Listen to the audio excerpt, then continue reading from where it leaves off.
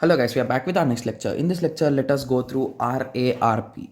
That is nothing but a reverse address resolution protocol. From the name itself, you can say it is a reverse process. So basically, previously we found from logical address, you found the physical address. That is nothing but from IP you got MAC address. Now you will be getting MAC from MAC address, you will be getting the IP address. That is nothing but RARP. So RARP maps a physical address to its logical address. Physical address to logical address is nothing but RARP. Simple logic.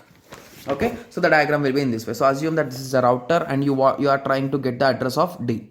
So you'll be sending a request with all your data and with the MAC address of this, and it will be responding with its own IP address and MAC address. That's the simple logic. Okay, so a RARP request is created and broadcasted to the on the local network. Another machine on the local network that knows all the IP addresses will respond back with it.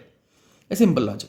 Okay, so now I hope everyone got some basic idea about RARP. Okay, so these are some more small protocols, guys, which we are using. So that is nothing but BOOTP. That is nothing but bootstrap protocol. Okay, is a client or server protocol designed to provide physical address to logical address mapping.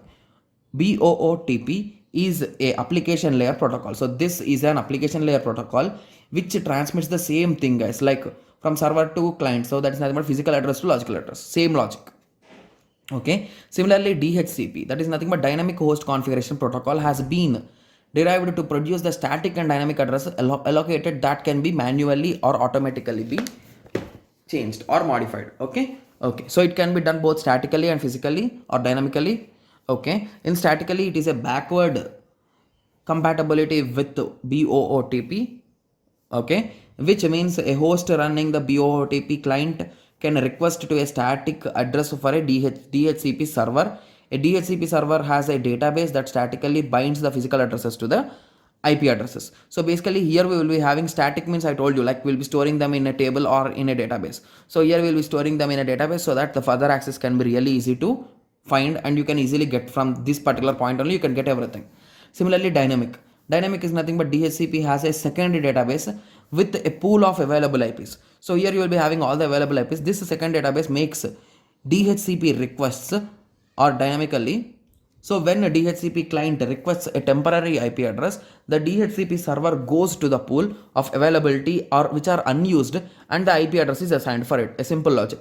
So basically here you will be having a pool of all the addresses, guys, and this is the table which has minimum addresses which are commonly used.